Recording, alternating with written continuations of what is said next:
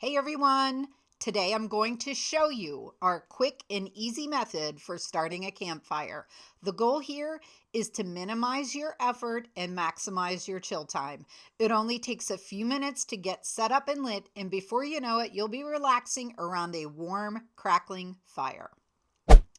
Step one is to choose a safe location and prepare your fire pit. Most campgrounds already have a fire ring set up in a safe, convenient location far enough from your trailer or anything flammable. But what if you're boondocking or you don't have a designated space? Here's what to look for. First, pick a level spot away from overhanging branches, dry grass, or brush. Secondly, you want to create a fire ring using either rocks or a shovel to contain the fire. And third, clear the area of any dry leaves, twigs, or debris within a few feet of your setup. Step 2, gather your materials. You'll need 3 things: tinder, kindling, and firewood. Tinder is your flame catcher. Small, dry materials like dry leaves, pine needles, birch bark, or even dryer lint. But here's our go-to hack. We use fire starters. And it might seem like cheating to some of you diehard campers, but honestly, it saves time and hassle, and they're environmentally friendly too.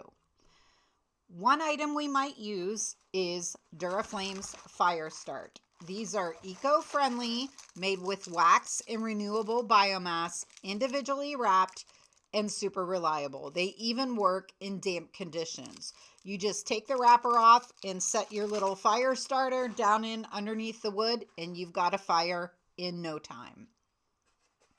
The second thing we might use, this is either or, you don't use both of these together.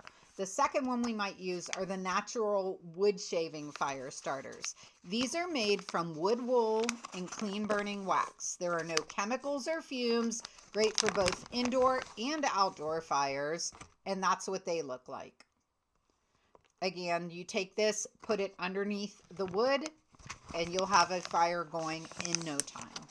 Both of these options work great. We've used both, and they've never let us down. But Dan tends to prefer the Duraflame. He just likes the way they light better. On our last trip, we did try the wood wool kind, and they were fine too. So it's really just a matter of whatever your preference might be. And as a bonus, you can use these for barbecues and indoor fireplaces too. Next, you're going to want to gather your kindling. Small twigs and branches that will catch fire from the tinder and build your flame. We usually find these around the campsite, but sometimes we'll toss a few in our firewood bag and take them along just in case. Now for the big stuff, your firewood. This is what sustains the fire. Make sure it's dry to avoid tons of smoke. If you bring your own and you notice that it's wet, just skip it. It is not worth the struggle. Most campgrounds sell great kiln-dried firewood. You can also often find firewood for sale at roadside stands near your campground. We usually buy right from the campground and we have it delivered to our site. But if you're bringing your own, here are a few quick guidelines that you should always follow. First, buy local. Within 25 miles of your destination, or use certified heat-treated wood. Some states, like Pennsylvania for instance, ban untreated firewood unless it's certified.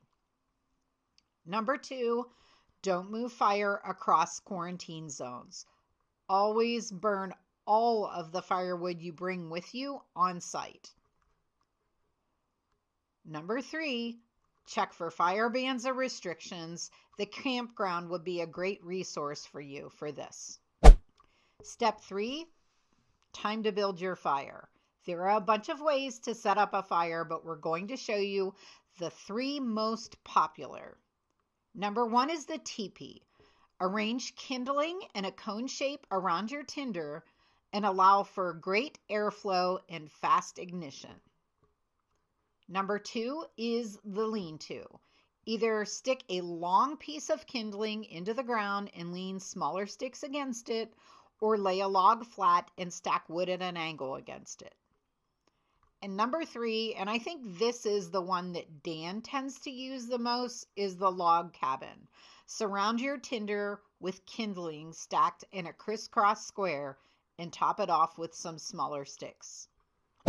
No matter which method you choose, good airflow is key. Make sure you have your tinder, kindling, and firewood close by, and keep fireplace tongs and a poker handy to help adjust the setup as it burns. And that's it. Now that you know what it takes to build a fire, let's show you how it all comes together. Here's some footage from our most recent camping trip. Check it out.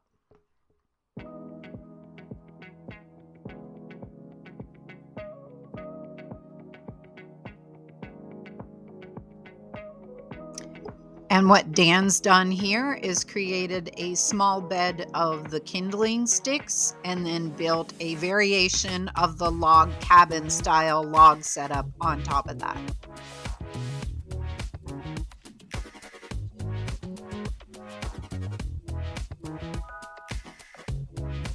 And it's time to add the fire starter. This one in particular is the 100% all-natural, non-toxic wood wool with paraffin. It is fragrance-free, completely natural, and completely safe to use. This goes right underneath the wood and just on top of the kindling.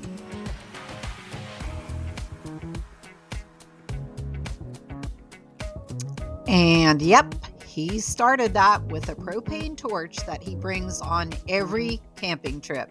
This handy little gadget connects to the 16-ounce propane canisters, and it makes quick work of lighting campfires, grills, and so much more.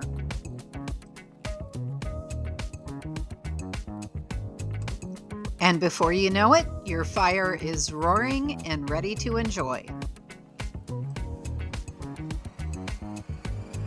And when the sun finally sets, don't forget to throw in a color packet, providing a memorable show of dancing colors for up to 1 hour.